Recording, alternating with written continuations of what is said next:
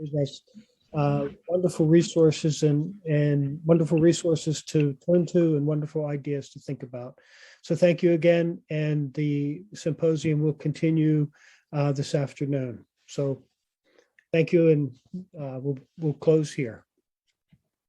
Well, welcome back, everyone, and welcome to any new folks who are joining us for this final session of our symposium.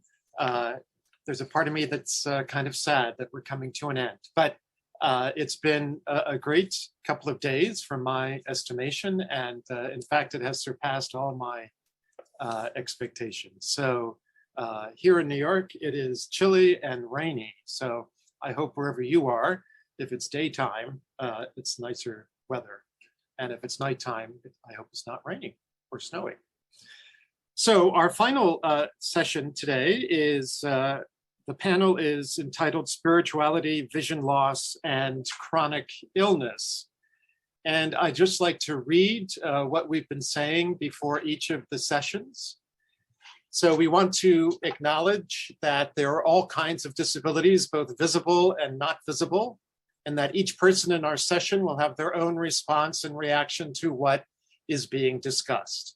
We remind everyone to keep remarks, comments, and questions respectful and mindful. Please do not post personal critical remarks in the chat. It is possible that you or someone else might find some of what is talked about to be distressing. We encourage you to notice your own reactions and to practice self-care. Please feel free to take a break or to step out if you need to. Now, for each of the presentations, you are welcome to place comments and questions in the chat at any time for the participants to consider and respond to. If you wish to participate in the question and answer discussion with the panelists, please raise your virtual hand. If you are joining via telephone, you can raise and lower your virtual hand by dialing *9. When called upon, you may either send your question via the chat box or unmute yourself to ask your question, whichever makes the discussion more welcoming. So today's first speaker is going to be Bernadette Masterson, and the title of her work is Sickness, Stigma, and Spiritual Awakening, a 7-stage model of spiritual awakening for women with prolonged, contested, invisible illness.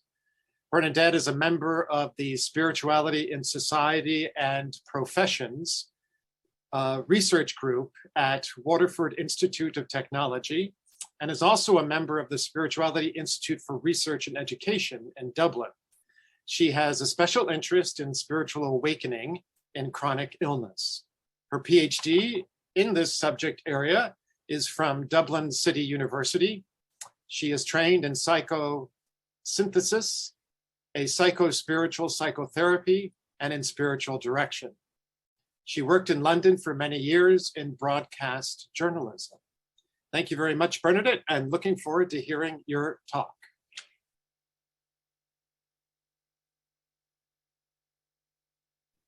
Thank you very much. Okay, so this is based on my PhD study, and it's really a thumbnail sketch, as you can imagine, of a whole PhD thesis. So I've come up with a heuristic 7-stage model for women with contested or invisible illnesses. So what I mean by contested illnesses is like long-term illnesses, which are not believed to be real physical illnesses by some doctors. And this is because the tests, blood tests, for example, show no disease.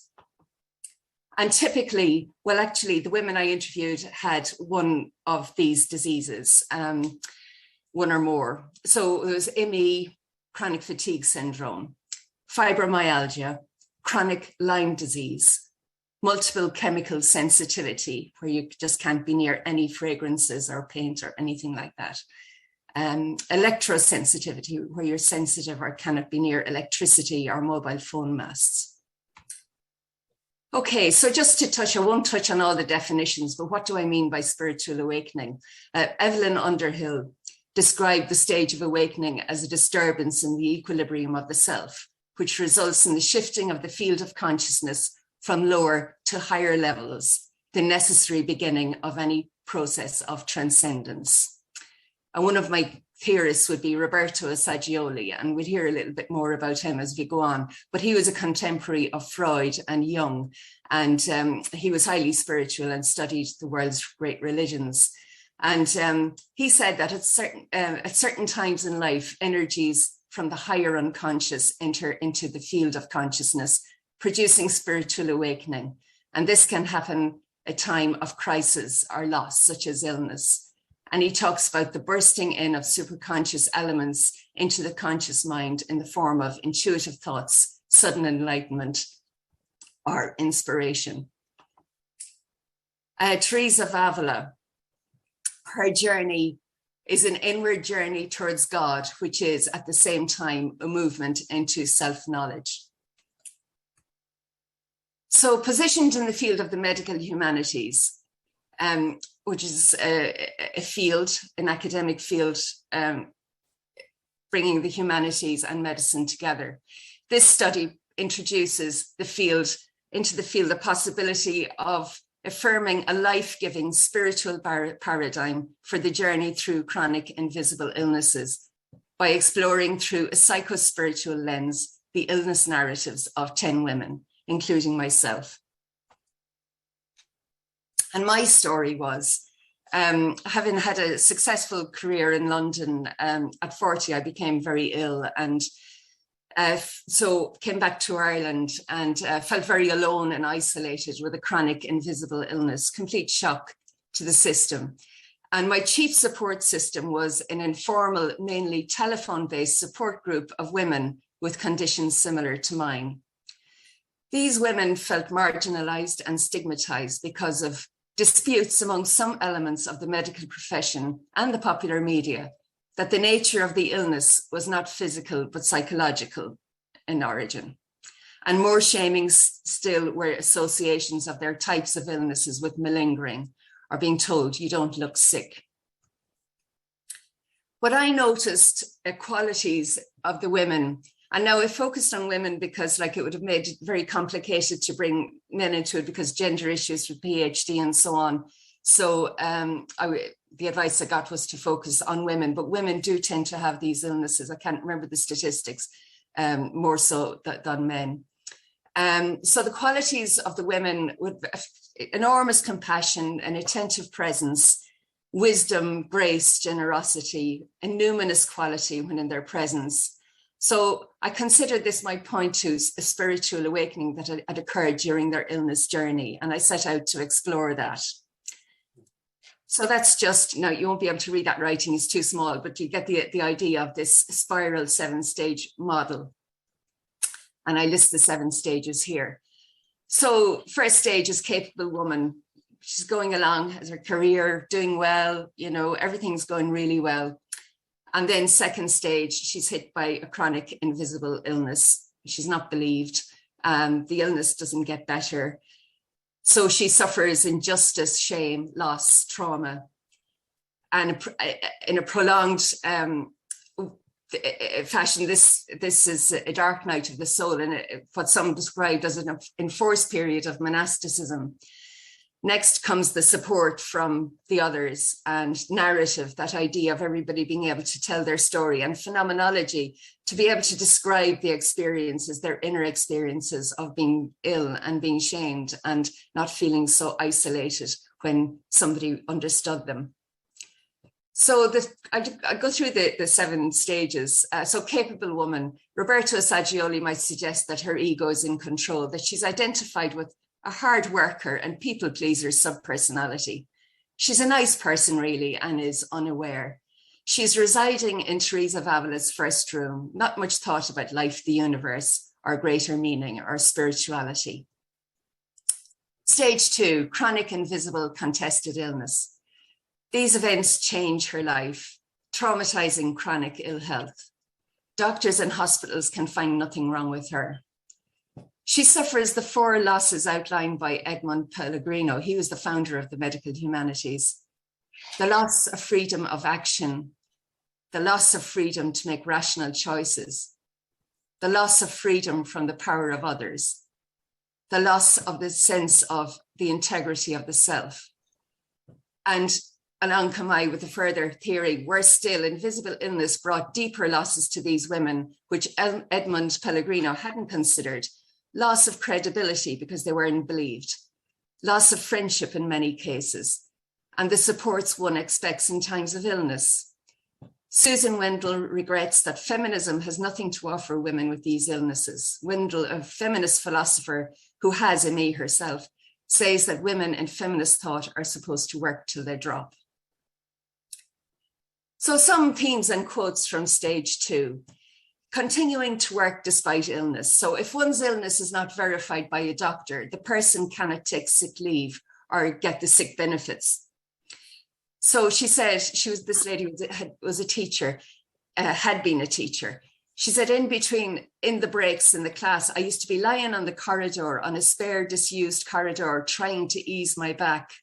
Twisting to talk to the students would start off the pain, you know. It was just hell, actually. And there was a random nature of not being believed by doctors. So one lady was believed by her GP, her own doctor, but when she went into hospital, she wasn't believed by some hospital doctors. She was believed by her former 3 consultants, that's like a specialist, but now those consultants had retired or moved on, and she feels she's not being believed by the new consultant. Then the fallout of not being believed by doctors, not being believed by others because of not being believed by the doctors. And one woman said, my family would be saying, you're not still sick, are you? It's like they can't understand after 9 years that if there's something wrong with you, surely the doctors would have cured it by now. And then hurtful comments by doctors. There was lots of these. You'll be all right, an endocrinologist said to me, just go and find yourself a husband and get a few children for yourself. And at this point, my menstruation had even stopped. And then hurtful comments from others again. Family members said, I think I'd like a few years on the dole or disability allowance myself just to have a bit of a rest. Loss and illness. It was totally traumatic to be transitioning into womanhood and at the same time manifesting a horrible illness. It took all of my 20s and half of my 30s before I got someone to finally figure out what was wrong with me. The biggest loss of all, one woman said, was when my daughters needed me, I wasn't able to be there for them because I was sick. That's my biggest loss. It is the loss of being able to be a mother. Her daughters actually went to live with an aunt when they were teenagers. And one lady said, this is the lady with the sensitivity to electricity and mobile phones and masts. She's an incredible woman. And she said, because she worked in the medical profession, she'd been a nurse and then she wasn't believed by doctors. And this was a death to her. I said to myself, this is what it's like to be dead. I'm dead. Now that's the way it was. And I didn't know where I was going. I was dead really to what I knew. That's not right. So we move into the third stage, injustice, loss, change, trauma. This is like the ongoing, you see, it's a chronic illness, goes on and on and on. So feeling alienated and stigmatized, discredited by doctors, hospitals, sometimes family members, friends are vanishing one by one. The media are also dismissive of such illnesses. So stigma, people have mentioned stigma already. Unfortunately, there aren't, I would love to be able to come across more theorists on stigma. Always seem to resort to Irving Goffman.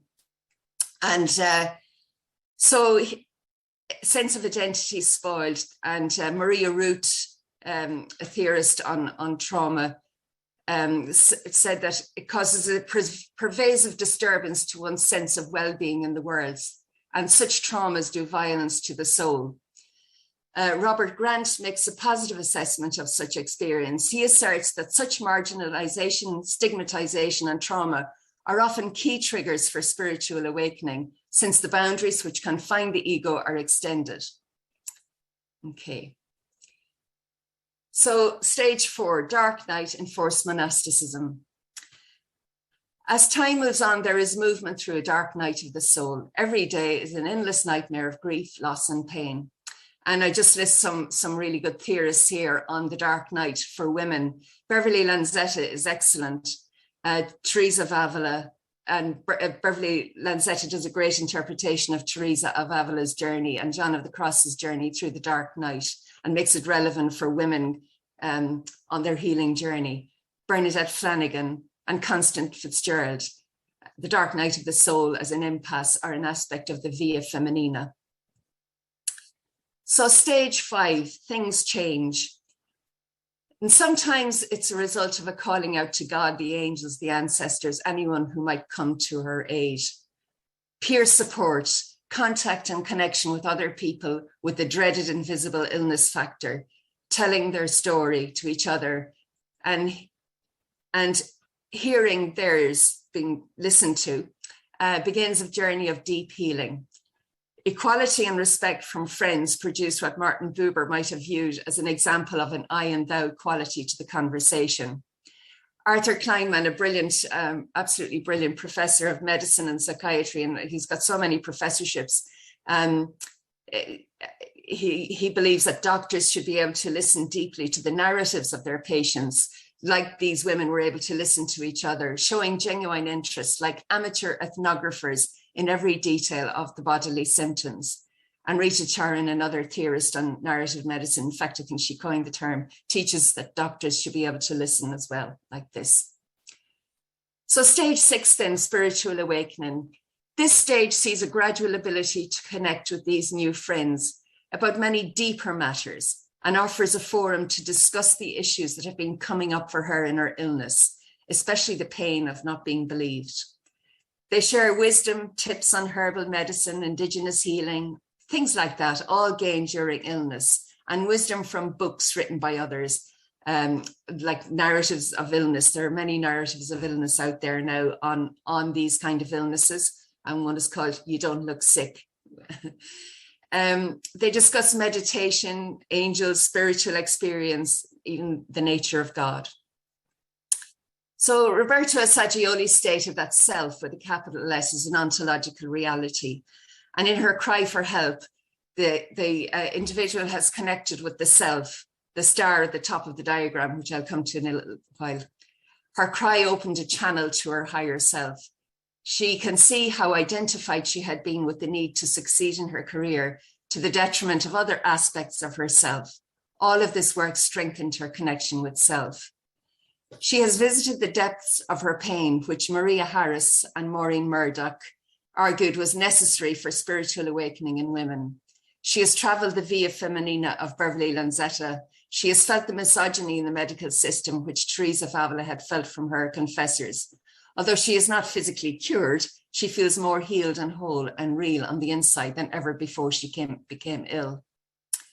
Teresa of Avila had tried to transcend the pain of being a woman. She learned, however, that woman is not able to reject or suppress or mystically override her soul's wounds, but is compelled to feel them at a deeper level and to bear them until they bring forth the birth of her full humanity. That's a quote from Beverly Lanzetta.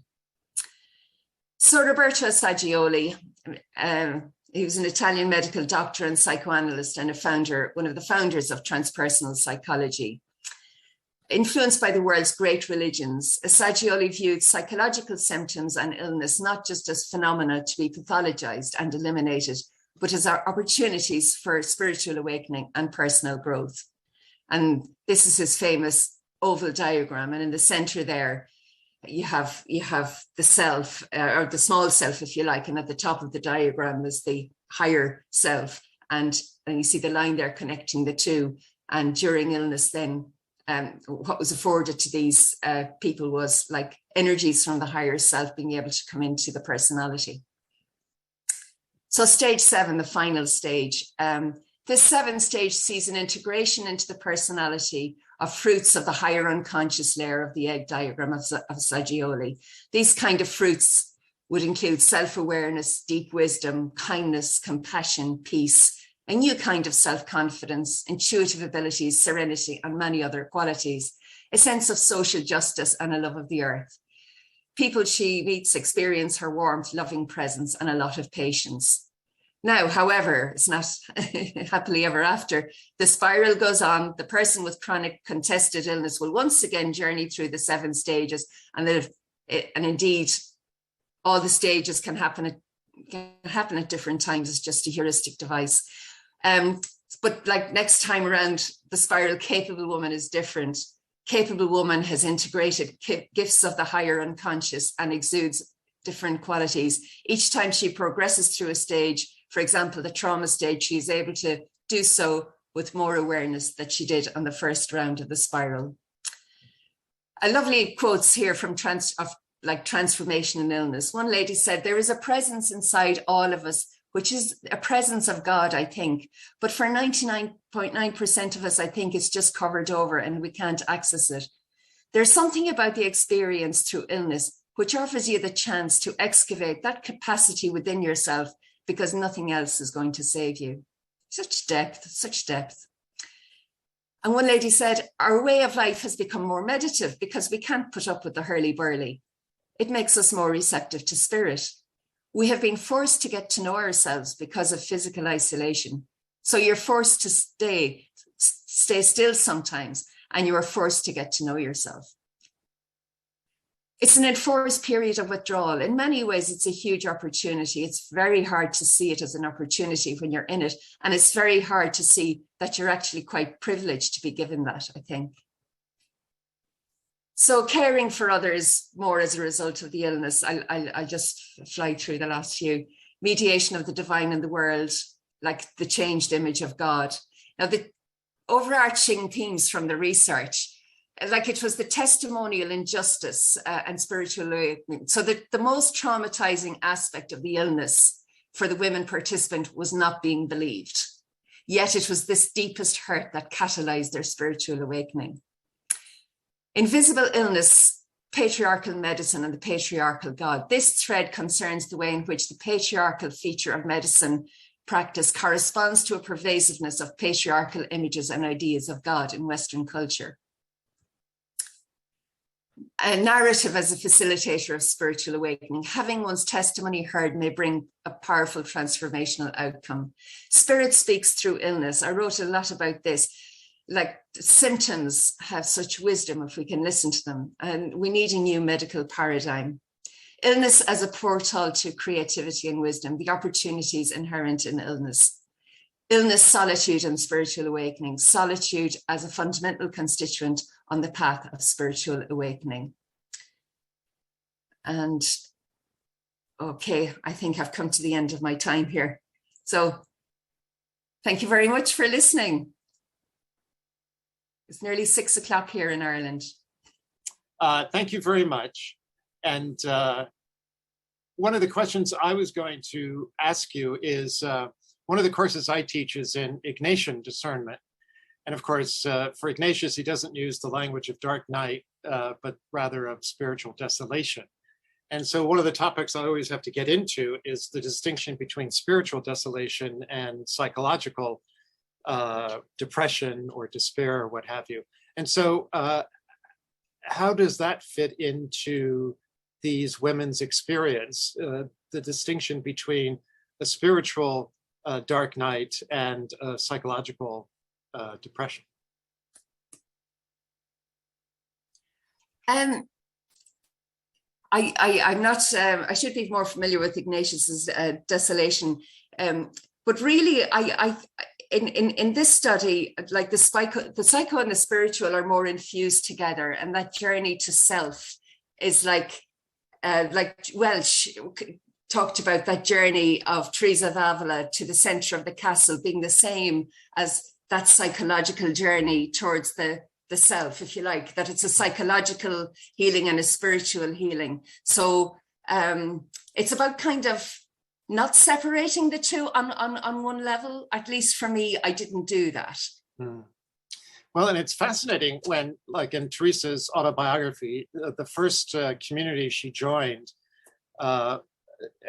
she was in bed for a year because of some inexplicable illness that basically left her unable to participate in the monastic life of that community. And she ends up leaving and going to live, I believe it's with her uncle. And it's only subsequent to that that she enters the Carmel. I just was thinking of that as you were speaking, because obviously that's part of her journey as well. Yes, as it was for many of the mystics, like Hildegard of Bingen as well, Julian of Norwich, so many of the mystics, like Saint Bernadette, so many of them suffered from illnesses, and I would expect that it served a further deepening of their spirituality. Yes, I'm so grateful for your doing this kind of research, because a book I'm working on currently is the issue of disability and, if you will, the classics of Western spirituality. And there is this common correlation, and not just with women, also with men, of illness and, I don't know, to use an explicit, an unclear term, spiritual awareness, spiritual transformation, and all that. So fantastic. I look forward to reading that. Yes. Let's see. So, of course, we're open to questions and comments. Let's see. Carolyn, why don't you step in?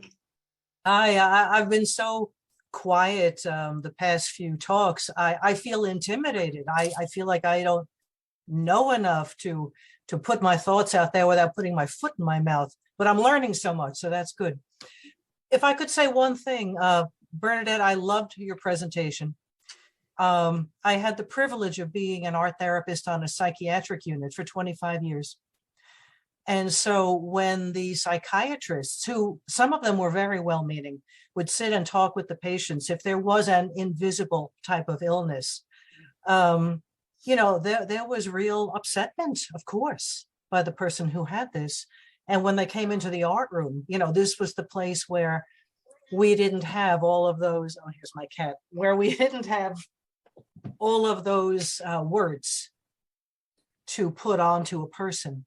And so they could express themselves. And I'll tell you, sometimes I wondered, what is your journey? Because I totally agree. There is this wonderful, intense spiritual journey that is connected with not being believed, having your reality being tested if you want, only if you express yourself. It doesn't have to be tested if you don't express yourself, but that's the double bind. I have to say, though, after reading a bit of Saint Teresa of Avila, there is a place in one of her books, and I forget which one it is, probably the Interior Castle, where she does take some of her fellow sisters to task because they feel as if they have something, and she says, stop it. There's one point where she is extremely practical, and she says, that's a little different than what I'm talking about. Don't be so dramatic. So maybe they were on some road and they were getting there, but even Teresa, if I recall, did have a way of sharpening that intellect of hers and saying, not quite. Go back to your drawing board. I don't know if you've seen that part of it or not. It's a little footnote. But thank you for your presentation. Thank you, Karen. Let's see. Cynthia Mendoza has a comment in the chat. Would you like to share it, Cynthia, or I can read it? Hi, Father Frank. Would you kindly read it? And thanks very much. Okay. So she asks, could you say more about how the experience of chronic illness might have led to a deepening of compassion as part of the person's process of spiritual transformation, especially the experience of not being believed when one speaks of one's pain? Well, what I can say about that really is, one of the women said, look, I was always kind. She'd been a teacher in a junior school, and she said, I was always kind. I was always kind to people with dyslexia, but there's something about this illness that has made me now, if I were doing it all over again, I would communicate with that little one in a totally different way. Definitely a deepening of compassion. without a question. And I heard that as well from another one of the women who had been a teacher, and the lady, the nurse who had developed the sensitivity to electricity and masts. She had never had a sick day in her whole life, you know, and her whole life completely changed to having this bizarre illness that she might not have believed in her past existence had existed. But she had become totally compassionate, and not just to others with illnesses, but to alcoholics. Like one of the participants said she gets phone calls from people in other counties, like looking for advice on addictions and heaven knows what, just because she's a good listener. You know, she said, I've become an informal telephone counselor. I don't know if that helps or not, if that helps the question. Okay, we'll give the last question to Anne. Thank you, Bernadette. I really enjoyed listening. Before I share my thought, you reminded me of, I actually had what I believe was Lyme disease, but and had incredible fatigue, like a mind-blowing fatigue for a period. I was fortunate in that my orthopedic doctor, that because I have arthritis in my knees, he believed that I had Lyme.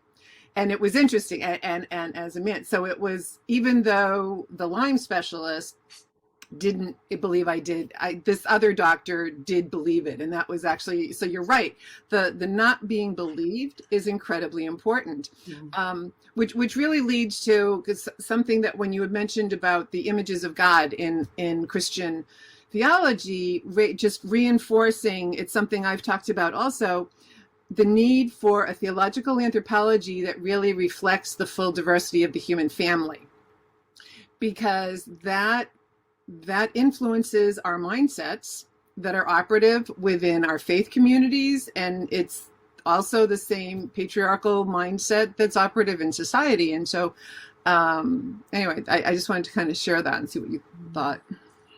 Yeah, certainly on my own personal journey, I think my images of God would have changed through going to having lots of different alternative therapies and opening up to the concept of yin and yang after having acupuncture, and the kind of different concepts, even like the indigenous native Irish healing, incredible spirituality behind it.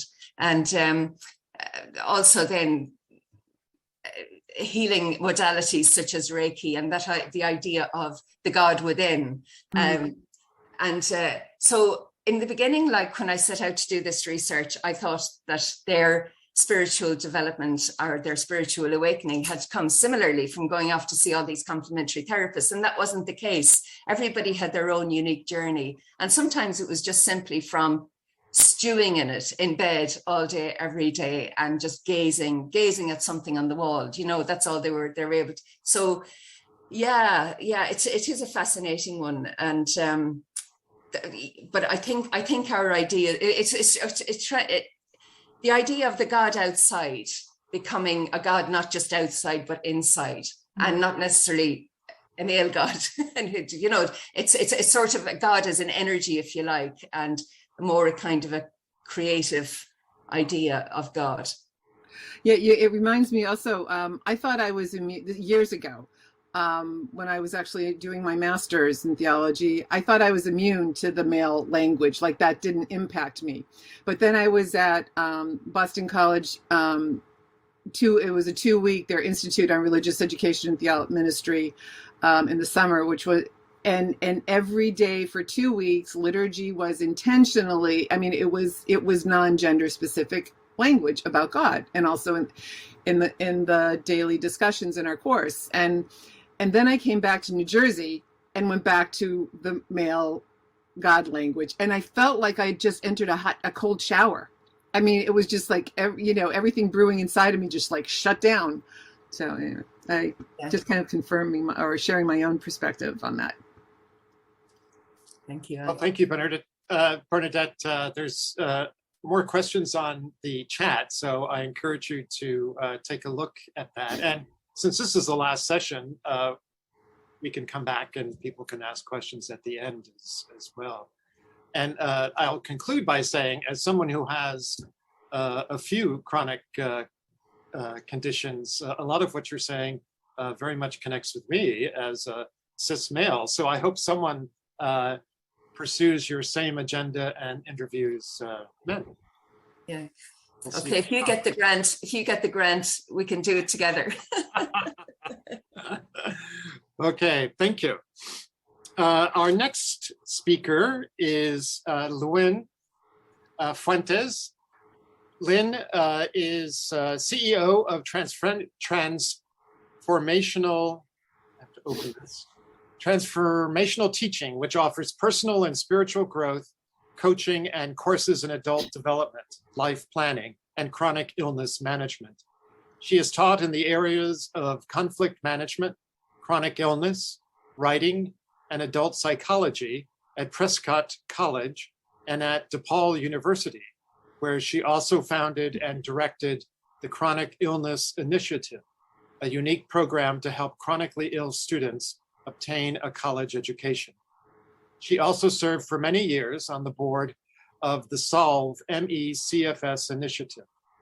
Her current focus is the Koan of Illness, a program dedicated to helping people with chronic illness using integral principles. Lynn received her BA from the University of Michigan, her MA from Prescott College, her JD from George Washington University, and her PhD from the Union Institute and University. Lynn, you have enough degrees to make yourself a Jesuit, I think. But welcome. Oh, and Thank you. Thank you. A lot of time of not producing and just taking in. So, I should say your title is Chronic Illness as a Path to Personal and Collective Growth, Reseeing Illness Through the Lens of Integral Theory. Yes, thank you very much. Thank you. Yes, so I'm going to talk about how we might use integral theory, something I ran across in 1993 and really blew me out of the water, to reconsider the way we might look at illness and see it as a path of personal and collective growth.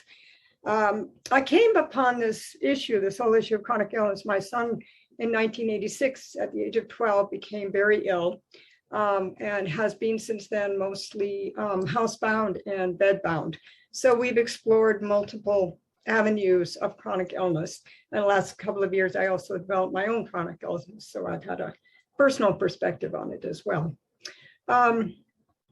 So some of the particular issues I want to mention about chronic illness disability. One of them is unpredictability. It's one of those things you can't plan for. You can't solve a problem once. You have to keep solving the problem over and over again because symptoms wax and wane. So a person may be able to do something one day and not another day. Another thing that Bernadette focused a great deal on was invisibility. Many, in fact, probably most chronic illnesses are invisible. You can't see heart disease. You can't see diabetes. Another aspect of chronic illness that's very significant is energy deficits. Also non-standard diets and schedules that don't often fit into ordinary life, having to do certain treatments or certain foods.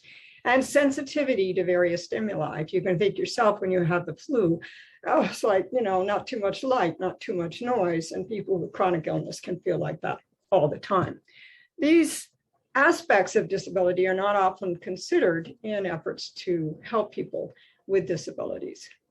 But even worse than this is the social attitudes toward chronic illness. Some are shared by all disabilities, of course, but others are not. These are the subtle beliefs Bernadette was talking about that blame or exclude the person. Invisibility causes people to think the illness is not real, so that people are malingering or they're hypochondriacs, so they're gaslighted. The stamina impairment, this is a term used by Catherine Hale, makes them seem like they're lazy. The fact that they cannot cure themselves. In this world, we seem to have a fixation on acute illness. You should go get fixed and come back. But a chronic illness is, by definition, that doesn't lend it to itself. So it leads to comments like, well, if you only did such and such, you would get better. And so I don't know a person with chronic illness who hasn't suffered through, 50 to 80 people coming up, who've just read an article with a new idea about what you should try. So they're seen as not compliant, not spiritual enough. They're not trying hard enough. Isolation is a huge issue. Illness is somehow a different kingdom. Susan Sontag talks about the kingdom of the sick. Some people say, oh, well, you shouldn't even be trying to have a normal life. And the fact that chronic illness is frustrating, expensive, and never ending, that leads people to think, oh, accommodations are too difficult. How can we do anything? Misinformation and disinformation is rampant, and it's promoted by all of those who don't want to pay for chronic illness or don't want to put in the effort. So people with chronic illness suffer a lot of harm. They receive less care, often substandard care, medical and social, including less research into their conditions. They get less respect, and they often experience a barrage of insulting attitudes and behaviors. They experience rejection, disbelief, and social exclusion. And of course, they internalize shame and guilt from living with these memes. They live in the same culture that everybody else does. So they often believe they're not entitled to assistance, or some people believe they're hardly entitled to live. They have little support that inspires them to participate and contribute. But we all suffer from these immature views about illness because those who might help them lack clarity about what's happening, what is needed. As a society, we live with yet another boundary between us. And we lose the learning from people who have learned so much about how to live with these difficult lives. In fact, chronic illness is a profound personal and spiritual growth path, as Bernadette alluded to. People with illness have an ongoing workshop. They can't just run away from problems. They can't go out and work harder or play tennis or travel. They have to face them, and often with very few resources. But what they have learned is what we need more than ever in the world today. They've learned to live with daily pain and distress. They've learned to be with others who are in pain and distress. They've learned to manage time in a world that moves too fast. They've learned to live at a slower pace, to practice the skills of non-doing. They've learned to cope with disappointment when everything they have ever wanted in life, family, work, and friends, is completely out of reach. They live with anxiety and depression. They find patience, tolerance, forbearance, and peace in the midst of chaos. Go to my next slide. Oh, yes. Okay. So Elizabeth Kubler-Ross says, the most beautiful people we have known are those who have known defeat, known suffering, known struggle, known loss, and have found their way out of these depths. So integral theory can help us to see, understand, help, and honor these beautiful people with illness. By understanding what it means to grow up personally and spiritually, and thus see people with illness for who they are. So what I'm going to say about integral will have a relationship to other areas of disability too, but since I'm not as informed, I'm going to stick to chronic illness in this regard. So what is integral theory? Integral theory was founded by Ken Wilber, who has himself suffered from a debilitating chronic illness for decades. He also served as a caregiver for his wife in her 5-year battle with breast cancer. He's sometimes referred to as the Einstein of consciousness. He describes a new layer of meaning making that is appearing in our world, a consciousness that, instead of separating us from each other and even from ourselves, connects us in all dimensions of our being: physical, mental, emotional, and spiritual. It is a holistic, growth-oriented, and spiritually mature philosophy which offers us an empowering, positive, and inclusive view of life with illness, both individually and societally. So the main themes of integral theory are taking multiple perspectives. So whatever problem you look at it from many angles. Seeing the big picture, even as you look from many angles, you take in the whole.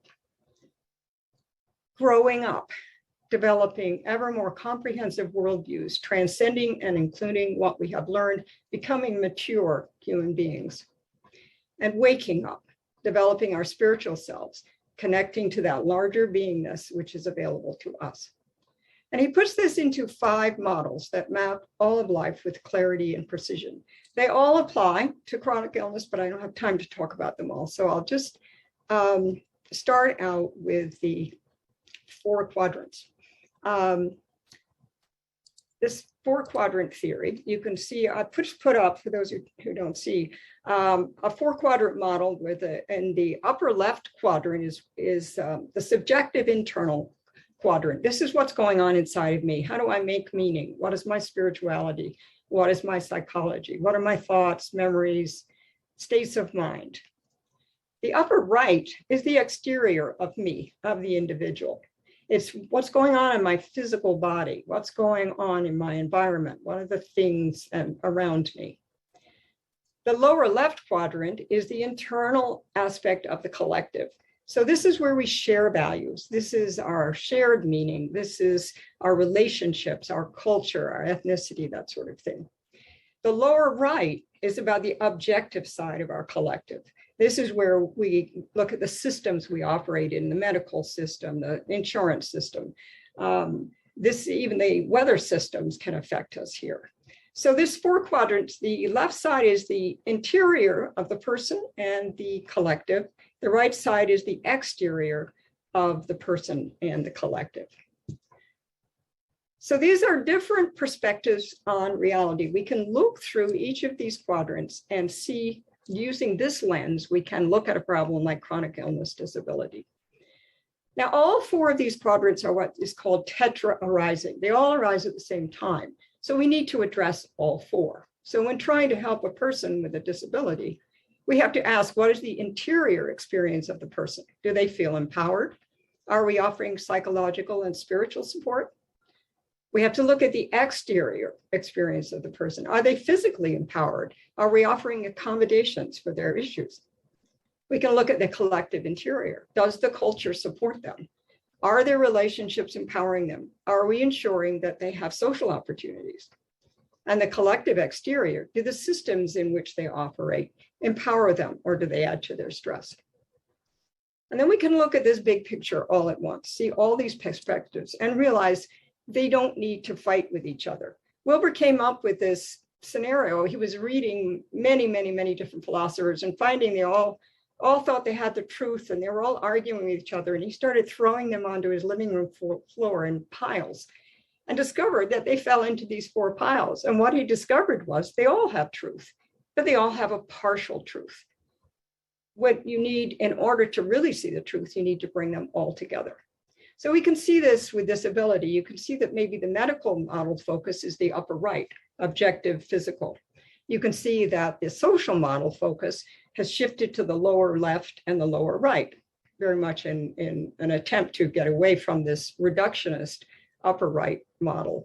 Universal design, we could place perhaps in the lower right. We could look at the biopsychosocial model, which seems by its name to cover everything, but which actually tends to focus very narrowly in the upper left on psychology alone. The models of critical realism and social justice come closest to the integral model, but they're often very difficult, very dense and inaccessible. And I think integral offers a much clearer way to see this. So that's, and none of these models actually deals with our spiritual dimension, nor does it have clarity around the different worldviews that we hold, which is what I'm going to take up next. So this is another model. This is the stages of development. So I have on the screen 5 bands, and the bottom band, these are stages of growth that people go through in terms of their worldview. We take on a way of making meaning of the world. You can think of a small child making meaning, a teenager making meaning, a grown-up, and so on. Integral theory points out that we do not stop growing at 21, we keep going, and we develop greater and greater capacity for understanding our world and for making meaning about it. So we can start out here. There are stages on either side of this. I'm not including them all.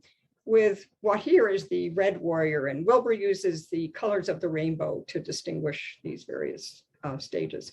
So the stages model maps the development of different worldviews, both culturally and individual. It's the hidden grammar by which we live. Just as we speak from grammar, we speak from our worldview. So do we speak the language of power and autonomy, this red warrior stage? Or do we speak the language of traditional values, perhaps the amber stage? Do we speak the language of science and achievement, this orange modern stage? Or do we speak the language of social justice and care, the green postmodern stage? Or can we speak them all? So we can also see these as person perspectives. The red warrior perspective is a first person perspective, all about me. The amber traditional is an ethno-nation centric. It's all about us, but not about them. The third person is about objective analysis, equal opportunity for all. The fourth person takes in the context, the circumstances in which things happen. That allows them to see that equal opportunity is not sufficient for people because they all start from different places and live in different situations. So each stage has beliefs about how to live life. The red opportunist says, I have to establish my autonomy and get what I need. I need to rely on myself. The amber traditionalist says, I have to follow a traditional life path, marriage, family, job, relying on my group or authority no matter what. The orange achiever says, I have to achieve through effort and intelligence, relying on merit, science, and reason. And the green pluralist says, I have to work to establish social equity and multiculturalism, relying on heart and mutual care. Now, each of these stages sees the others as wrong, insufficient, or misguided. We have our culture wars set out there right in front of us. All of these perspectives are battling with one another. Each has views about chronic illness, disability. The red opportunist says, illness takes away my power. It is to be hated and feared. The amber traditionalist says, it causes me not to fit in with the group. It's a punishment. I'm a burden. The orange modern view says it takes away from my ability to be successful. It is to be eradicated as quickly as possible with science. And the green postmodern says it's a sign of psychological imbalance or spiritual misalignment. Since I create my own reality, it must be my own fault. So all of these worldviews spread around as memes in our world damage people with illness. They cause us to fear, to dismiss, and to isolate people who have it. So looking next, just alone at this next, what's called a second tier, all those views are called first tier views. The interval views bring them all together. At interval, you can hold all of these views. You can see the partiality of every one of them. You can see the value of every one of them. With an interval view, we take in the healthy aspects of each stage, but not the unhealthy. So we can take in the idea of individual autonomy, but not egotism. We can take in the idea of group cohesiveness and strong principles, but not exclusivity or authoritarianism. We can take in reason and science, but not the ruthless disregard for the effects. And we can take in the awareness of context, but not look down on others who can't see at this level. So the interval stage avoids reductionism. It sees the whole. It avoids either or in favor of both and. Thus, it appreciates and encourages multiple approaches to life and many lifestyles. It takes multiple perspectives and it sees that some have more value than others. The stage before is caught in an endless relativism. Well, we have to listen to everybody and every voice is important. At interval, it's possible to begin to prioritize some of these voices. Some of them bring better things to us than others. Takes more perspectives. It can create new containers. While this green postmodern stage is very good at pointing out the problems in our society, the interval stage, because it has a big picture view of the whole system, is able to create these contexts, create new context in which people can live and thrive. And this stage also recognizes the interpenetratedness of everything. All the stages are in me. I have every one of these stages as part of me, and so do you. I am you, and you are me. So how do we grow into this consciousness? One of the things that research has demonstrated is that it's sequential. We cannot skip a stage. And if we look back over our own lives, we can probably see ourselves moving through these different ways of living. And so there's a responsibility to us, Wilber feels, to grow ourselves, to bring ourselves into higher and higher, broader and broader ways of seeing. But growth is not assured. If we don't have support, if our community, for example, lives in an amber traditionalist way, it's going to be very hard for us to leave that perspective. We'll be doing it on our own for the most part. To grow, we need challenge and support. And our challenge comes from our frustration at our current worldview. Einstein's remark, problems can't be solved at the level at which they were created. We need to move to another way of seeing. Support comes from others who hold these worldviews and can confirm that we're somehow not weird or wrong for moving out of them, but we can, in fact, find others who share this. Growth comes from many things: meditation, learning, life experience, but especially from disorienting dilemmas. So health challenges become a prime catalyst for growth. Integral is also about waking up. Spirituality infuses all of the integral models. Ken Wilber says it is the paper on which it is written. So in waking up, we discover that we are one with life itself. And as we do that, natural compassion arises. We develop characteristics of a mature spirituality: presence, awareness, insight. We see that our bodily differences are nothing compared to our spiritual oneness. We lose our fear of the unknown or the different. So the next model I put up is the Wilber-Combs lattice, and on the vertical axis is the growing up that we do through these worldviews. And the horizontal axis is the development of different states of consciousness. So we start out in a gross body consciousness, all of us. We begin then to develop a subtle consciousness. We know we have thoughts and feelings, and we can share and plan and all those sorts of things. Then we move to a causal witness consciousness, and then to a non-dual consciousness. And we move back and forth through all of these stages at all times. In integral theory, waking up relates to these various states of consciousness, the horizontal movement. As we awaken, we shift our identification with our gross world and self to our subtle and then our causal self. And then even beyond any exclusive identification with individual consciousness into the non-dual. This allows us, among other things, to step back from the sufferings of life and see them with a broader awareness. We show up at our best when we recognize our interbeing. This is a term from Thich Nhat Hanh, who talks about how we interbe with everything in our world and with others. This interpenetrative consciousness, which is part of integral, shows us that illness is with health. As you can see in this diagram, no one of us is completely healthy. No one of us is completely unhealthy. So there's health within illness and illness within health. We need an integral level of consciousness to handle the complexities of a chronic illness disability. So instead of isolating and dismissing people with illness, we can know them as essential to our wholeness. We need an integral consciousness to see this big picture, to hold a mature worldview, and to embody our awakening. Wilber comments that a practice for the highest stages is to ask, what do you turn away from? And so often we turn away from chronic illness or from disability. With an integral perspective, we can gain clarity as to the problems and thus clarity as to the solutions. We can recognize and eliminate the false memes that shame and blame. We can nurture and include people with chronic illness. We can heal our society by emphasizing our wholeness, the integration.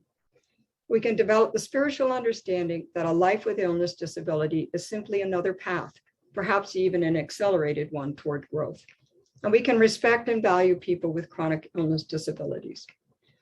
In an age where spiritual values are direly needed, who might better teach us about patience, presence, the capacity to handle loss, the need for community, and the blessedness of kindness than those who live daily within illness?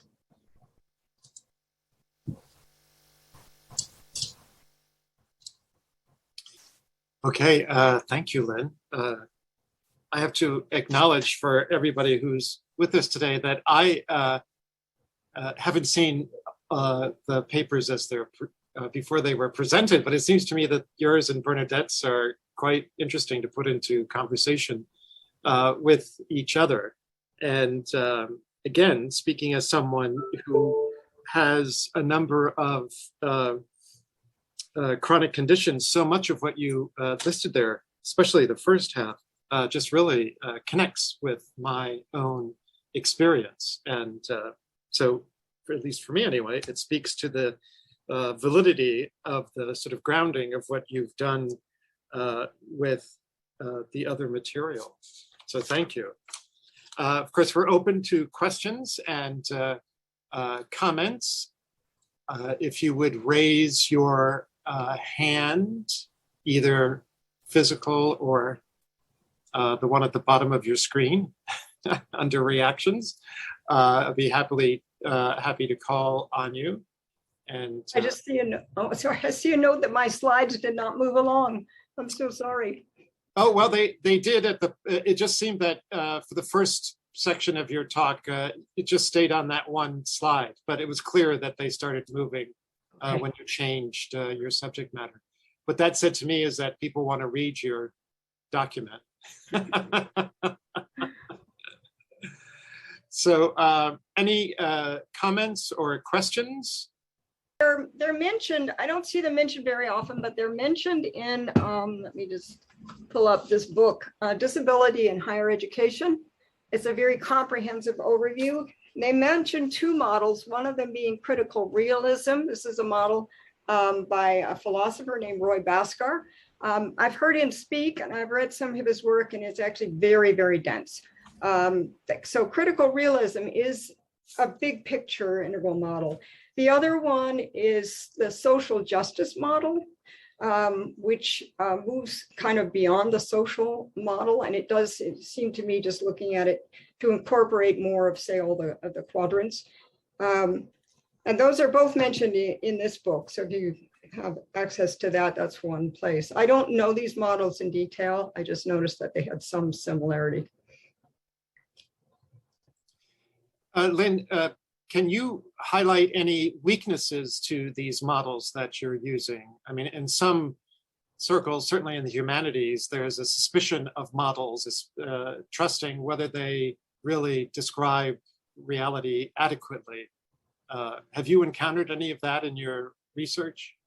Oh, yeah. I mean, there's constant criticism of models. And I think one of the main points that Wilbur in his integral model makes, they're just maps. In the same way that you pick up a map, you want to drive from Washington, D.C. to Detroit, you pick up the map and try to figure out where you're going. The map is not the territory. So, your actual drive is going to look very different than this piece of paper that you have. But the models allow us to zoom in and zoom out. They allow us to speak about things. I mean, particularly in an academic way, if we break things up, we have a way of talking about this and giving a little language to that. So I don't see the models as the territory, but I do see them as useful ways to talk about things. Yes. Now, I know that integral theory has not been fully accepted in academia for a few different reasons. There have been pushback. There are only a few people that use it. Robert Keegan at Harvard uses this model a lot. Suzanne Krug-Reuter, who was also at Harvard, has used it. There are more and more academics using it, but it's been hard to get accepted, largely because of the growth aspect. There's a very heavy bias against hierarchy in academia, and Wilbur says this is a growth hierarchy, not a dominator hierarchy, and so we can look at it differently. But yes, there's been pushback. Thank you for that. Isabella, come right in. Yeah, thank you. I found so many insights from these conversations. Maybe I also want to highlight what Bernadette says about the wound by not being believed. And I think so.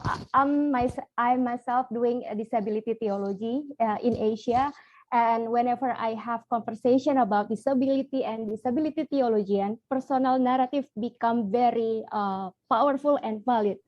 But on the other side, in the academic setting, when we do the personal narrative approach, somehow it valued less, Yes. or somehow it's not being guessed an objective content. So I think it is also the challenge with the church. I'm from a Reformed church. Whenever we talk about the disability theology, they really need the objective statistic to make it believe. While when we talk about disability, it's not also about the data. And we also know that the data itself always biased. And I think this is really a challenge for us here to talk about being believed or not believed, even in the academic setting or the church setting. And I think it is very important that we talk about this now. And it is also part of the undoing the ableism in the Christianity, just like what Alison said. And my question also about the integral model. As we learned before about the limit, even in the disability, there are many vulnerabilities which become somehow different for each other and maybe opposing each other in terms of accommodation. And imagining the limitation and diverse ability, vulnerabilities, how can we see the whole picture? How can we see the whole picture while at the same time acknowledging that we are in limitation and we cannot grasp the whole reality? Thank you. Yeah, I mean, that's a very good point. And many of the disbelief comes not only out of not having proof, but also out of these various mindsets that don't want to admit the proof. Because if you actually, 6 out of 10 people in this country have a chronic illness, a serious chronic illness, but you would never know that. It is never really touched upon. There's no accommodation, for this level of illness. And so politically, economically, we don't want to acknowledge it. And so there's a real effort to disbelieve, particularly these invisible illnesses or the ones that don't have very good biomarkers. It's much easier to say, well, it's all in your head, and go away, we can't help you, kind of thing. And that has been, just in watching my son's journey, just the most devastating of all. People very, very, very ill do not have those biomarkers that are necessary in the modern, if you think of the modern worldview, the modern worldview needs those markers. So yeah, and I've noticed too that among the various types of disability, there's an effort to classify disability in one way or another, so as to get a particular group seen in a way that, if you want to get away from the medical model, you don't talk about giving particular individualized accommodations as much as you talk about changing society. And that has value, but it also leaves out people with chronic illness who, for example, one of the big problems they have is all of the, on a computer, all of the things that help people with a certain set of disability, ringing bells, bright things, are actually make it impossible for somebody with chronic illness to use the computer. They need different kinds of technology. So there's a lot of competition in a way too, I see. Thank you. We have about a minute left. So Anne, go for it. Thank you, Lynn. I enjoyed listening to all of it. It was very interesting, particularly on the helpfulness of models, whereas recognizing their limits. But actually, the thing that struck me the most, what you said, is that the disorienting dilemmas are prime instigators for growth, which agree with, and I just think it's, you know, when things are easy, we're not forced to become stretched, or so I just wanted to share that. Thank you. Yeah. Okay, thank you, Lynn. Teal is not one of my favorite colors. I'm sure, like most of us here, we aspire to it on your grid. So thank you. Now we turn to our third and sadly last speaker of the symposium. It is Holly Bonner. The title of her talk is The Role of Spirituality and Coping with Vision Loss, Integrating Spirituality Within the Context of Care. Let me introduce Holly. Hi, everyone. Reverend Dr. Holly Bonner is an award-winning interfaith minister, mental health professional, educator, writer, and creator of the informative website Blind Motherhood, which is www.blindmotherhood.com. Bonner established her site in 2012 after losing her vision and becoming legally blind. Blind Motherhood's mission is to demonstrate members of the blind and visually impaired community can parent safely, independently, and effectively. Dr. Bonner holds a master's degree in public administration from Metropolitan College of New York and a master's degree in social work from Columbia University. Seeing a need to integrate mental health with spiritual direction, she entered New York Theological Seminary in 2018, where she acquired a third master's degree in pastoral care and counseling and her doctorate in ministry.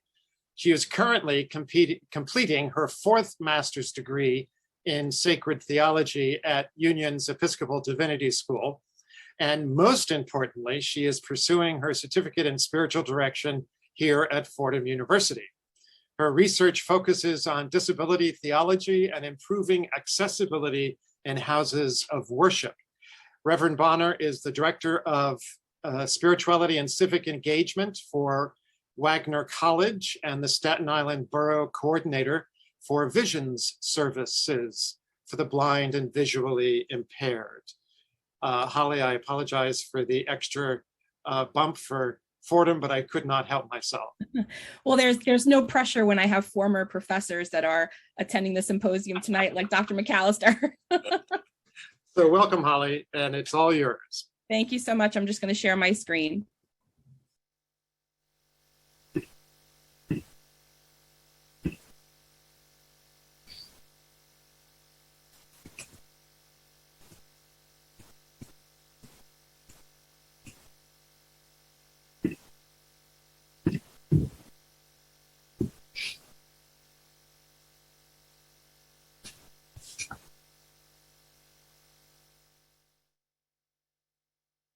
Okay, can everybody see my screen? Wonderful, thank you so much. So today we are going to talk about the role of spirituality and coping with vision loss, integrating spirituality into the context of care. And as Father Frank mentioned, I am legally blind, so I'm navigating this symposium with the help of a laptop, a closed circuit television, and an additional very large screen computer that's holding my notes right now. So hopefully we won't have any technical difficulties going through.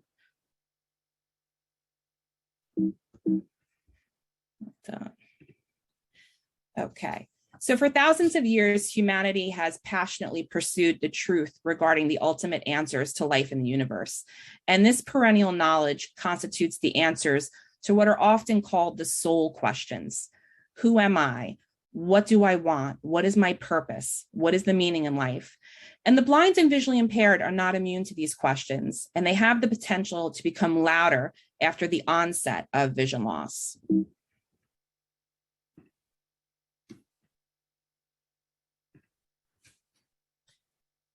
And historically, from the perspective of the soul, there have been two foundational routes to discover these truths: religion and spirituality.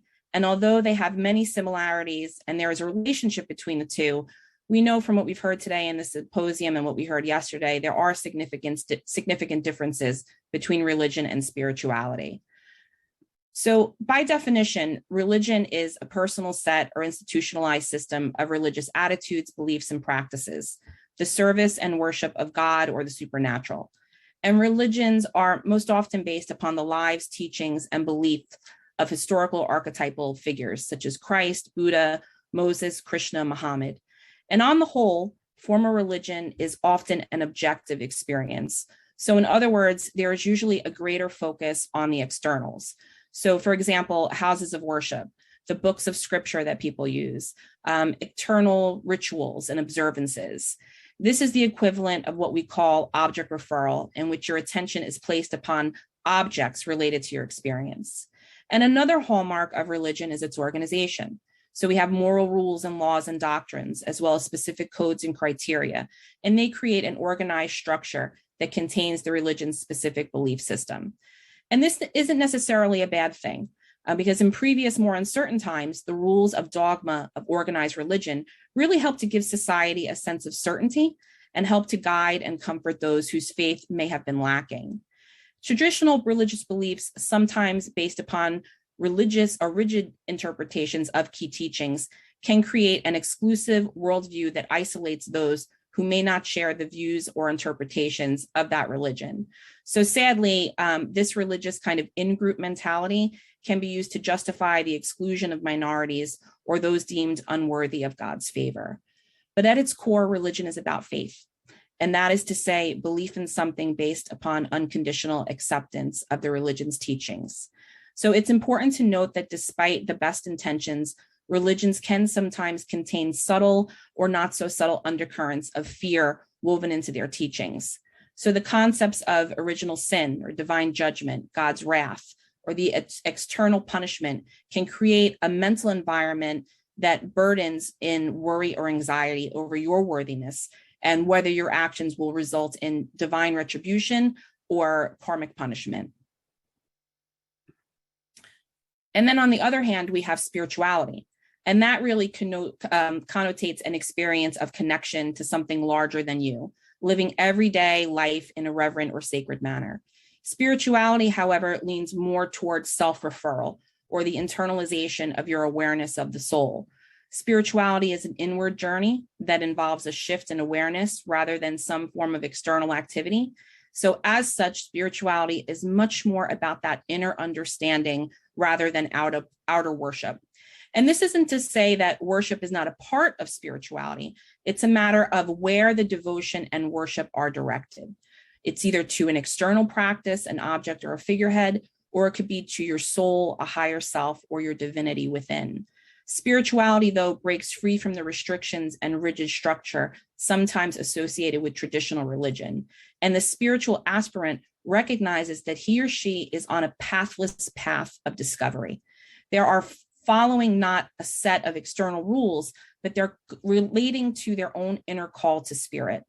And spirituality is often less focused on the rigidity of traditional approaches and often favors an evolutionary mentality. So with spiritual practice, ideas and interpretations change as individuals, societies, and the world moves forward. And finally, spirituality typically discards the vestiges of fear and worry in favor of a more loving and compassionate approach to life and death. Spirituality embraces a consciousness-based worldview that supports all human beings on their path to awakening in unconditional love and kindness. So your choices and your behaviors are not guided by fear or punishment, but rather a desire to end suffering and create a peaceful and loving world for all. So I often get this question, and I have received it many times as a blind woman.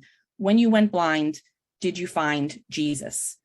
And to have that question asked to you puts the connotation out there that my faith was at one time lost, right? And then I all of a sudden found it after losing my eyesight. Blind people don't find spirituality. Vision loss can reawaken, though, that which was dormant. So a lot of times we're going to encounter people who lose their vision and maybe at one point in their life had been very spiritual, had taken a break from that faith or their religion or their denomination, and then all of a sudden the vision loss will prompt them to reconnect with this. So the question becomes then, where do you live? And I want you to stay with me as I talk a little bit about this. So how do we know if someone identifies as religious or spiritual? So if you were with the blind, you can consider this question at the intake process of your organization.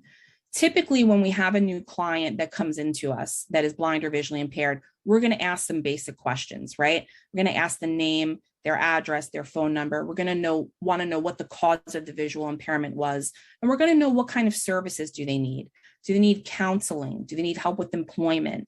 Do they need help with orientation and mobility? In other words, how to use a white cane, or if they're in the process or want to consider getting a service animal. We also want to know if they need rehabilitation or technology. But I want to go back to that question of where do you live? And I want to reframe it, because it can't just be a physical address. We need to think bigger. And we need to use the intake process with the blind or visually impaired person as an opportunity to get the pulse on the person's value system. So intake really would be an optimal time to conduct a spiritual assessment. However, we should also be willing to provide spiritual resources at the request of a client at any time during service delivery. And the acronym for professionals to use when doing a spiritual assessment, or one of these tools, is actually called the FACT assessment. And the acronym means the following. F is for the faith, so that's the belief in spiritual practices. A is for if it's active, available, accessible, or applicable to the person's life. C is if it's for, or if their faith is helping them cope or offering them comfort, conflict, or concern. And T is for the treatment plan. So the FACT spiritual assessment tool is a hybrid tool. It's 3 parts spiritual history and 1 part assessment, which is designed for an acute care setting. It's short, it's easy, it's versatile, and it's very, very focused. And here are some examples of questions that may be asked to help discuss each element of this tool. So for the F, what is your faith or belief? Do you consider yourself spiritual or religious? What things do you believe that give your life meaning or purpose? For the A, are you active in your faith community? In other words, is the blind or visually impaired person a part of a religious or spiritual community? Is that support of their faith available to them? Do they have access to what they need to apply their faith or beliefs? And when I say do they have access to what they need, do they know where to go and get a large print Bible? Do they need Braille materials and they don't know where to find them? Do they know what type of services are available in person and both online? Is there a person or group whose presence and support you value at this time that can be helpful to you? And C, how are you coping with your blindness or vision loss? Is your faith, your beliefs helping you cope? How is your faith or beliefs providing comfort in light of your diagnosis? Do any of your religious beliefs or spiritual practice conflict with agency services? You want to know if there's something that's inhibiting them from completing the services that they need to live a full and independent life. And if you have somebody scheduled to receive services on how to use a white cane or how to navigate orientation mobility therapy during the same time as they want to attend a Shabbat dinner, then that's going to cause them not to progress the way that you would want within their services. And finally, T for treatment plan. You want to ask, is the patient coping well? And as you're assessing, if they are coping well, then you want to continue to support and encourage whatever they're doing. You can also reassess at a later date. But if the patient is coping poorly, you have a couple of different options. Depending on the relationship that you have as the provider to the person, if your religious or spiritual affiliation is the same, you may want to hone in on some of your beliefs to help this person progress. If not, you can encourage the person to address concerns with the faith leader of their denomination, or you can make a referral to somebody that has expertise in that area. So there's some general guidelines for using FACT.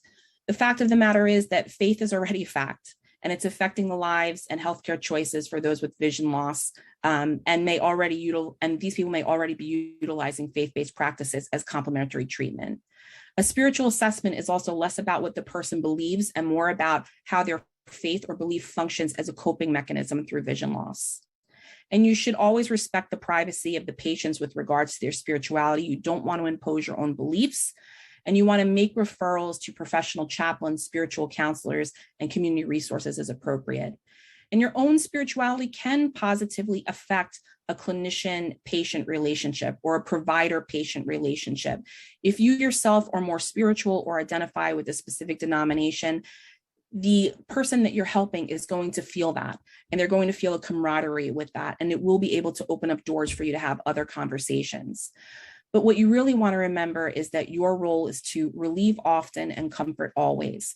So addressing spiritual concerns with your client can provide comfort, and this in itself is a therapeutic intervention. So how can we provide people with religious or spiritual resources? You'll see above my head a picture of Staten Island, where I live. I absolutely love Staten Island. And one of the things that I know about being a provider and a social worker in this area is I really need to know what resources are out there. So it's so important that we identify neighborhood resources based on the client's location and their religious denomination. Think about questions like, what houses of worship are in the catchment area? Then you want to investigate accessible spiritual resources. Now, these can include things like yoga, meditation, Reiki practices. Again, knowing what's around you is key in the referral process. And you want to connect the blind and visually impaired to Braille, large print, audio providers for their spiritual needs. There are a multitude of resources for every denomination that you can think of, from Braille Bibles to the Quran. So connecting clients to these resources can be invaluable for them. And then you want to also try to create a list of accessible spiritual apps for your assistive technology and development staff. So if you are working in an organization, or if you have a nonprofit, or even at a college campus, to be able to have a list of apps that are accessible and offer faith and spiritual meaning to your students, your participants, your clients. This is all something that's great to have on hand. And you also want to create a list of online services and seminars. So if COVID has taught us nothing, it's that many religious and spiritual organizations right now are relying on digital media. So now more than ever before, you can have clients who are blind or visually impaired, or people with a multitude of disabilities, engage in classes in meditation, yoga, Reiki, everything online. And finally, you want to connect with local hospitals and their pastoral care teams, chaplaincy units for different suggestions. So this is where you're going to find the heart of professionals that really know and understand these different denominations, as well as being able to give you additional resources as needed. And finally, I'll say, remember the golden rule. You want to do unto others as you would have them do unto you. The golden rule is a way to live. It's a way to get along with other people, to be successful and to be happy. And even if discussing religion or spirituality makes you uncomfortable, remember that the golden rule is found in all major religions throughout history. People often say it is a single truth of moral life to which all religions can be reduced, stripped of their rituals and doctrines. And if we just live and work by the golden rule, everything else will take care of itself. So why access religious or spiritual resources for the blind? So far, we've talked about the differences between religion and spirituality. We've discussed spiritual assessments, and we've looked at that fact tool, and we've talked about how we can provide these particular services in various modalities. But now let's answer the why. Why should we even bother doing this? How can this help the blind and visually impaired? And it's really recognized that people affected by sight loss will understandably experience very strong and at times overwhelming feelings of grief and loss. Right? And by doing these steps, we are going to help these blind and visually impaired clients cope with this grief and loss, or these feelings of grief and loss that come with their vision loss. So as with any other presentation that you've heard about the stages of grief, for somebody that has lost their eyesight, there's going to be questions that are going to come with each stage. So for denial, you'll have people say, this isn't happening, this can't be right. And denial really is a common reaction because it's a defense mechanism, and it cushions the immediate shock of sight loss. And denial is usually a temporary reaction that carries you through the first wave of the devastation and pain. And then comes the anger. And anger is such an intense and raw emotion that emerges from our vulnerable core self. And individuals may be angry with complete strangers. They can direct that at family members, friends, really anybody can be affected by anger, and it will cloud the individual's judgment. And then comes the bargaining.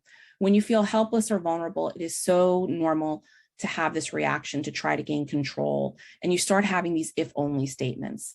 If only I had gone to my general practitioner sooner. If only I had sought a second opinion. If only I had taken better care of my health.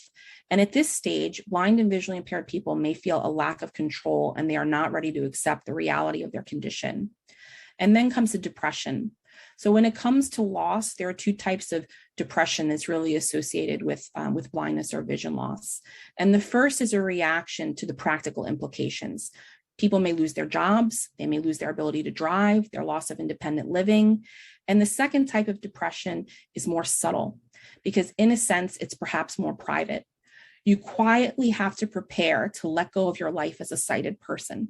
And as somebody that has lost their vision and had once been able to drive and do a lot more things independently than I used to do, that was very, very difficult for me. And it really resonates with me when I say that, to prepare to let go of your life as a sighted person, because that will never again be the same.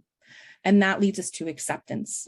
And acceptance is a stage of grieving, which strangely may feel like a gift, because acceptance of one's sight loss does not come for everyone. It's very, very important to understand that. Some people are never able to let go of their anger. Some people will linger in one of these states, state of denial, a state of anger. However, acceptance is a stage of loss that is marked by withdrawal and calm. And in this final stage of grief, the sadness may still be there, but moving forward is now possible. So regardless of one's identification or affiliation with organized religion, spiritual doubts and questions may arise when we experience loss.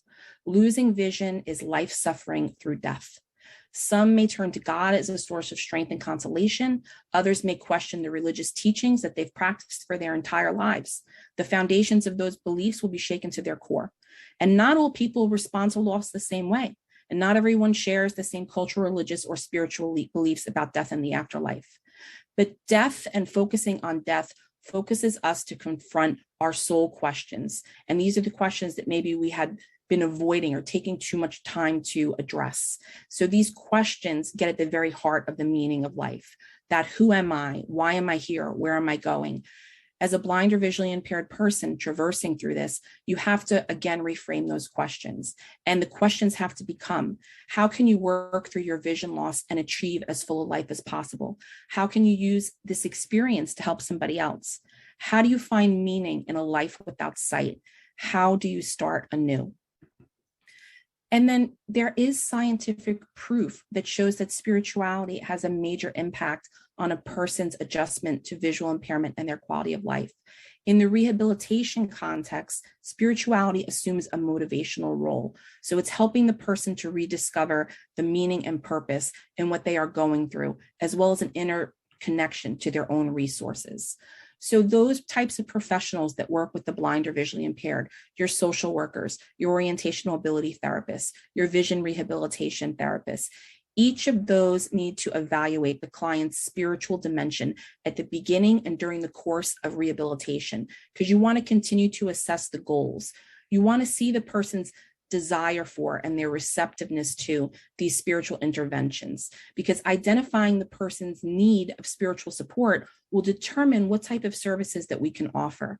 Suppose you have somebody that has just lost their sight and had been a very, very faithful Catholic for many years.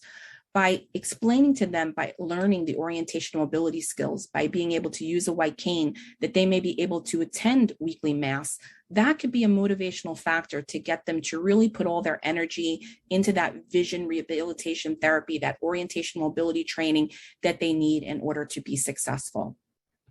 And then there are the benefits that we also don't talk about. There's a picture of me here in this slide of myself with my guide dog, Francis, who's recently retired when I graduated seminary school.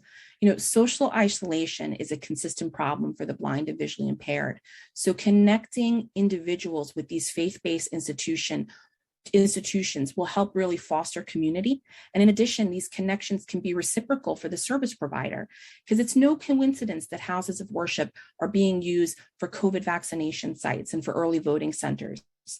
People look to their faith communities because there is a deep level of trust associated with them. So aligning with these communities can really create a linkage between service providers that may be mutually beneficial in their advocacy work and bridging community accessibility gaps, as well as the potential for donor support.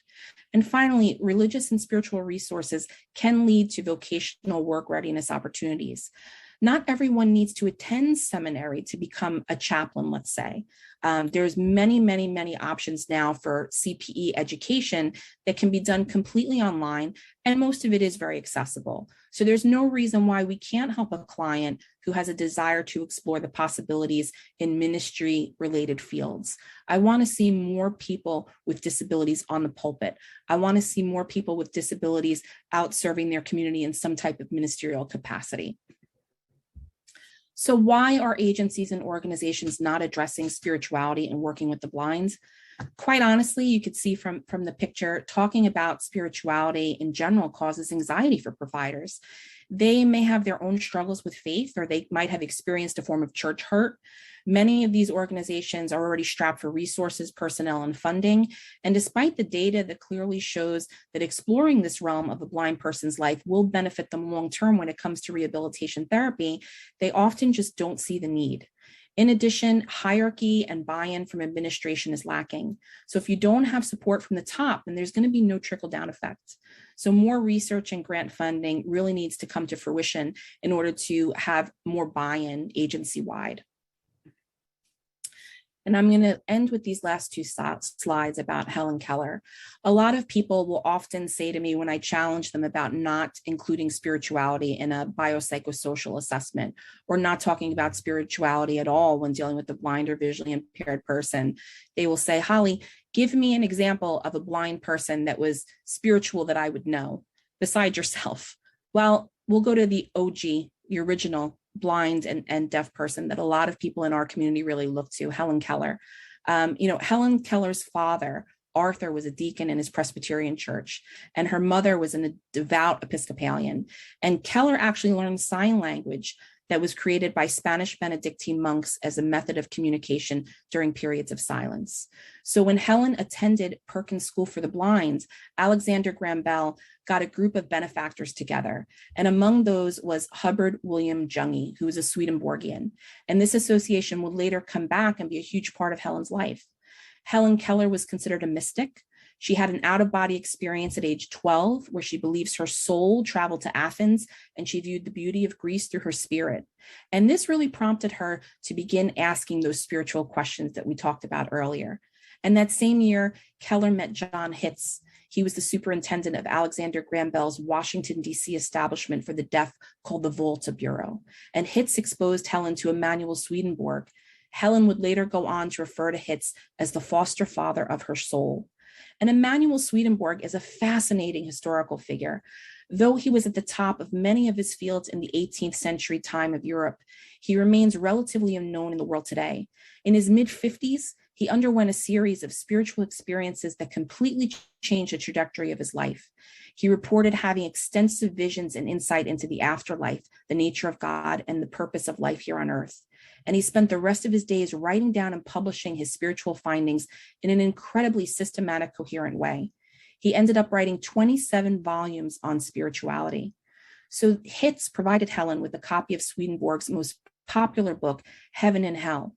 And in this book, Swedenborg describes his vision and version of death. He says that the actual experience of dying is a beautiful and very peaceful transition, and people of every denomination are welcomed by angels. He said that the world, or that world, is more real than this one. Our choices in this world and the state of our own hearts determine our eternal outcome. Swedenborg believed infants and children who died would grow up to be young adults and older people in heaven. And those that died who were elderly would reverse their ages and grow younger and retain their health. And he describes the language, the writing, and the music in that world, and how things look and sound and smell. And Helen was just completely enamored by Swedenborg's work. So she spent 6 weeks every summer with that man, John Hitz. And Annie Sullivan, Helen's teacher, who was an agnostic, also learned and listened to the works of Swedenborg. So as a Swedenborgian, Keller proclaimed God gave her solace when she needed it. In 1927, she wrote this book called My Religion that described her appreciation and understanding of Swedenborg. And in 1994, that book was rearranged under a new title called Light in My Darkness.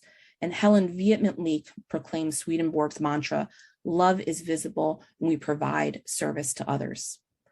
So in closing, I want you to consider spirituality as a potentially important component of every blind or visually impaired participant's physical well-being and mental health. And I really encourage you to address spirituality at intake and consider addressing it again as you continue to work with clients. Respect a patient's privacy regarding their spiritual beliefs, but don't impose your own beliefs on others. And make referrals to people who can help, like chaplains, spiritual directors, and those community resources when appropriate. Create your own accessible list of resources within your organization or your school or your church, your house of worship, for spiritual and religious needs for the blind and visually impaired and for all those with disabilities. And finally, remember the immortal words of Helen Keller that are here on the slide. If the blind put their hands in God's, they find their way more surely than those who see but have not faith or purpose. And at the end of this presentation, which we're not going to go through all the slides here, but I have created a very good start for a bunch of different resources relating to different services, different websites of all different denominations that can help blind and visually impaired individuals. And I'm happy to share those with each of you. Thank you very much.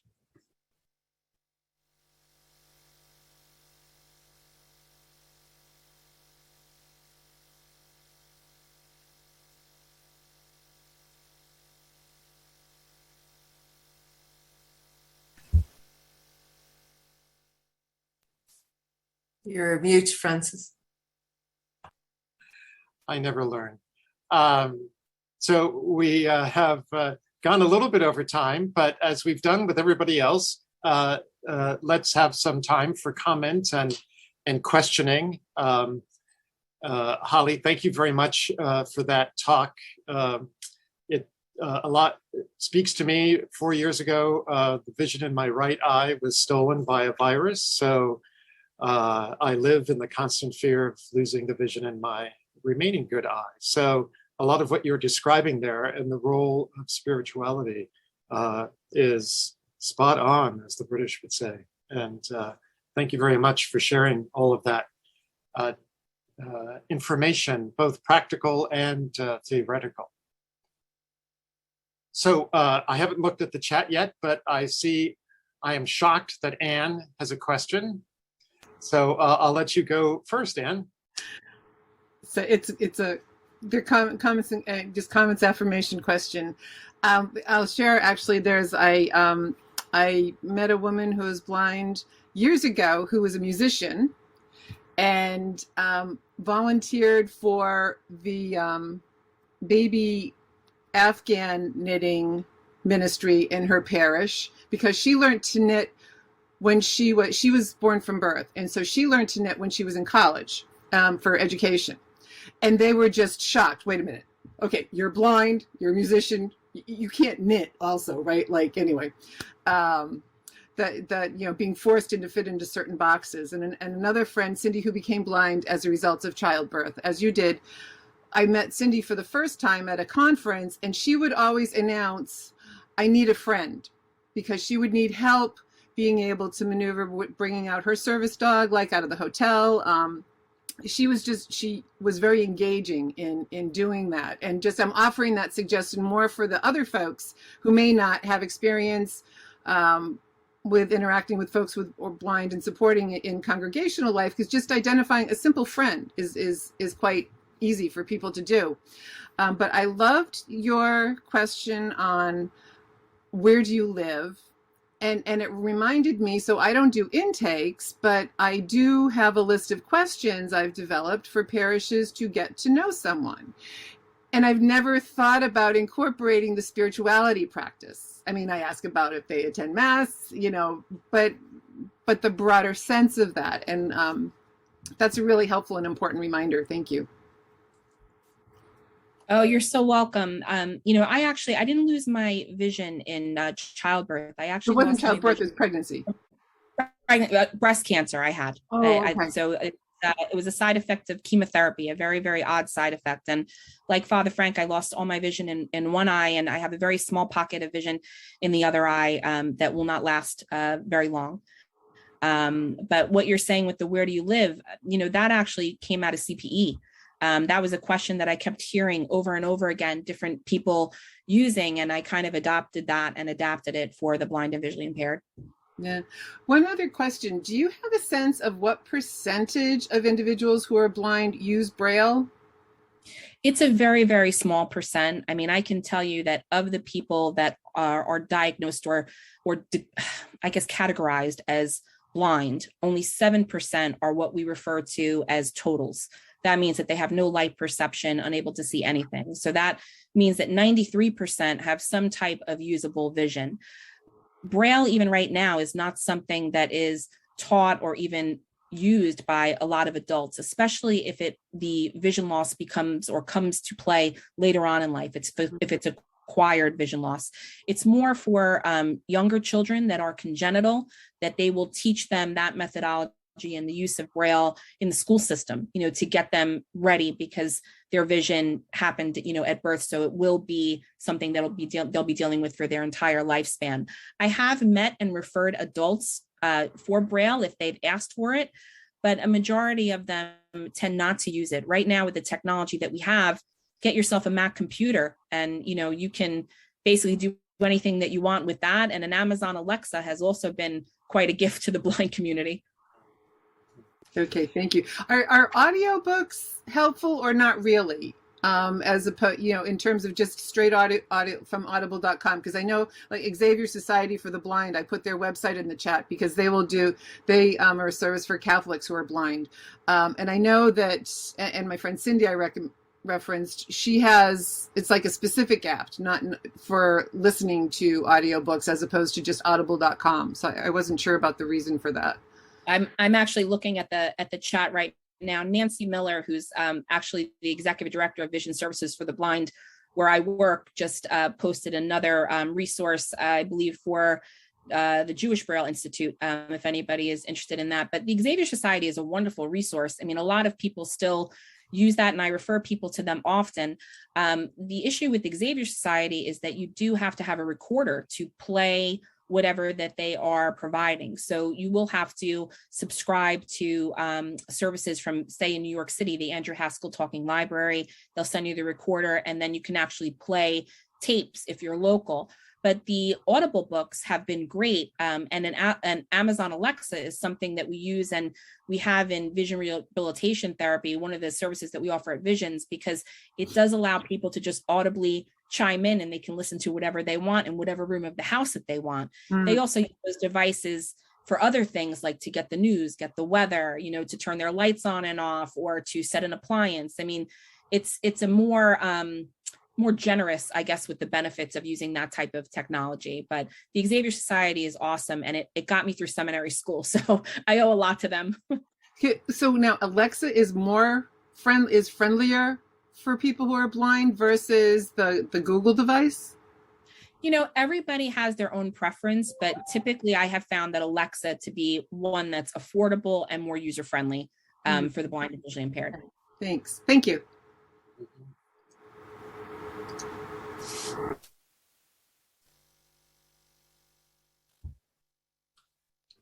Any other comments or questions?